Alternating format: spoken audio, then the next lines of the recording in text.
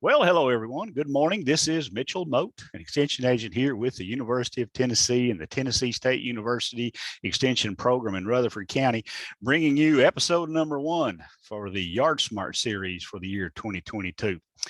You know, this time of year, a lot of change going on. It's the last day of March. Today, the last day of March, and a lot of things going on out in the landscape and in the lawn areas, and a lot of the homeowners, our clientele here in the county, ask us questions about, you know, what should be going on right now. What are the chores that we should think about?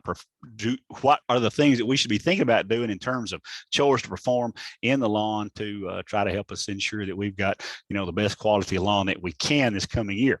Well, as we look out across the landscape, one of the things I see, and I took this picture a couple of days ago on March 29th, there near where I live in Rockville, Tennessee, and pictured there is a forsythia bush in full bloom. And what's the point of that? Well, the reason that I've included this picture here is that a blooming forsythia bush is an indicator that conditions are right or just about right for crabgrass to begin to germinate. So to take it a step further, I also measured soil temperature in the grass area here at Lane Agri Park. And as you can see from this close-up of this thermometer, that temperature is reading about 60 degrees. And that probe is set down, you know, 2 or 3 inches deep into that turf area, down in the soil profile. So at about 2 inches deep, it's reading 60 degrees on the 29th day of March. So what's the significance of that? Well, you couple that with the bloom forsythia, and a reminder that crabgrass seeds typically begin to germinate when the soil temperature exceeds 55 degrees for 4 consecutive days and nights. And we're there. You know, we're right there in that crabgrass germination period. And once it begins to germinate, when those soil conditions, when those soil temperatures get right for it, it'll continue to do that for the next 2 to 3 months. So that being the case, if your goal is to prevent or at least to minimize crabgrass populations in the turf areas in your home lawn, then now is the time to be making an application of a pre-emergent herbicide product. And you'll see these listed here or pictured here. I'm not promoting any of those products there. Those are just examples of the various kinds of crabgrass or fertilizer and crabgrass preventer combinations that you'll find in garden centers. Now, using pre-emergent products mixed with fertilizers makes sense for cool season grasses such as tall fescue at this time of the year, because this time of the year it's appropriate to fertilize cool season turf grass. But Bermuda grass and other warm season grasses aren't actively growing right now, and they would not benefit as much from the fertilizer. So if you have a warm season grass like Bermuda grass or zoysia grass, you might consider using a pre-emergent only with no fertilizer on warm season turf for this first application of the pre-emergent product to help prevent crabgrass populations. Now, split applications, or making 2 applications of the pre-emerge product, are going to provide probably the greatest degree of pre-emergent control. So you might consider making a second pre-emergent application 6 to 8 weeks after this first one.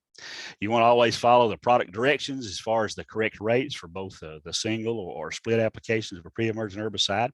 You know, you could use a pre and fertilizer combination, or pre-emergent fertilizer combination for that second application on Bermuda grass and other warm season turf, because at that point it should be actively growing.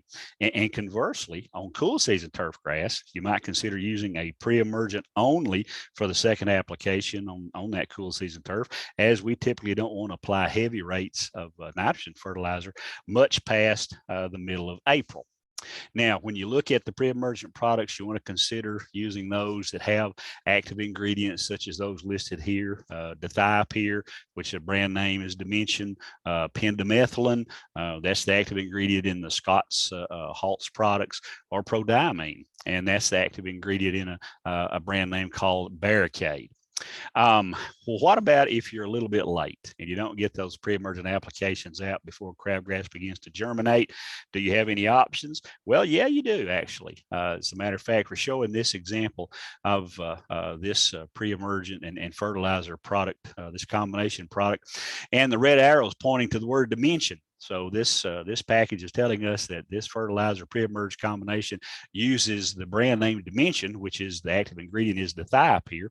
And the reason for that is that Dimension has the ability to control already emerged crabgrass seedlings when they're in that 2 to 3 leaf stage. So if crabgrass, if you're a little bit late getting your crabgrass pre-emergent out there and you've already starting to see some crabgrass germination take place, a product that contains Dimension can have some post-emergent control on those newly germinated, those newly emerged crabgrass seedlings, as long as they don't exceed the 3 leaf stage. Another option, besides using the dithiop here, the Dimension-containing product, is to use one of the other pre-emergent products.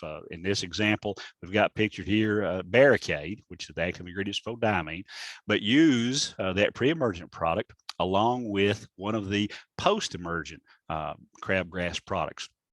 So it would be possibly a combination of Barricade plus quinclorac, which is, there are various brands. What you see pictured here is kind of a generic brand, but Drive is an example of one of the named brands. But a combination of Barricade and quinclorac would be appropriate if you're a little bit late with your crabgrass pre-emerge and you already have some seedlings starting to germinate, or a combination of the Barricade product, that's the pre-emerge, with another post-emergent product, such as this one. It contains the active ingredient mesotrione, and again, this one pictured here is what you might consider to be a generic product, but a brand name that is traded out there on a regular basis is one called Tenacity.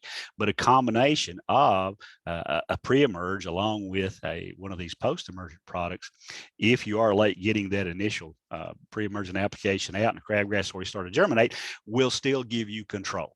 And that's the whole point of me saying that. So even if crabgrass has begun to germinate, it's not too late to use a pre-emerge, because it's going to continue to germinate potentially for the next 2 to 3 months after it starts. And so you're going to get benefit from the pre-emerge, as well as get some control on those emerged crabgrass seedlings by using one of the post-emergent products pictured here.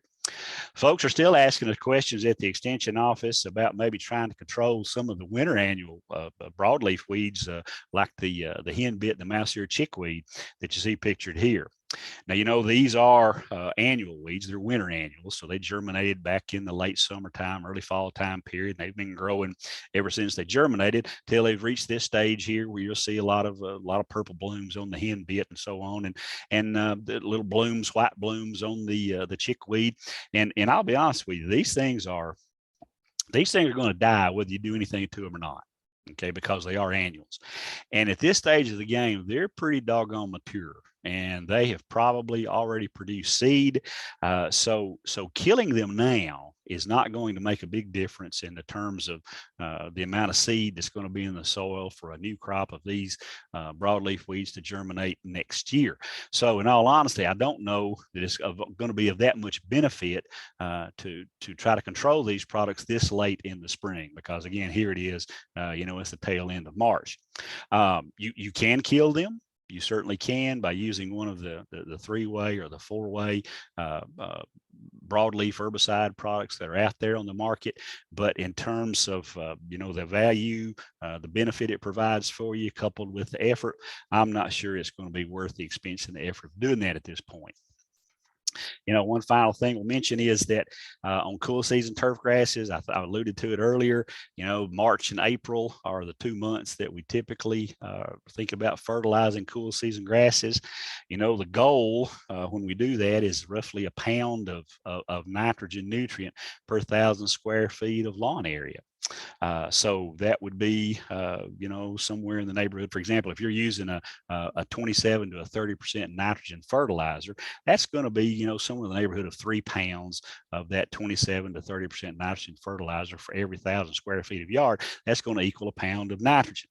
Conversely, if you're using a lower percentage nitrogen, like a 16 to a 20% nitrogen fertilizer, roughly 5 pounds of that's going to give somewhere in the neighborhood of a pound of nitrogen per 1,000 feet. You know, you can calculate that for most any fertilizer out there. You just divide the amount of nutrient that you want. In this case, a pound of nitrogen in these early spring applications. You divide that by the percentage of the nitrogen in the fertilizer that you're going to use, and it will tell you then how many pounds of that fertilizer to apply per 1,000 square feet to give you that pound of nutrient. As always, folks, if you have a question about weed control, fertilization, management, and so on of lawn grasses here in your home lawns in Rutherford County, you can contact me, Mitchell Mote. My email address is there, mmote. Oh, and there's a mistake. It should be mmote1@utk.edu. That should be mmote1@utk.edu.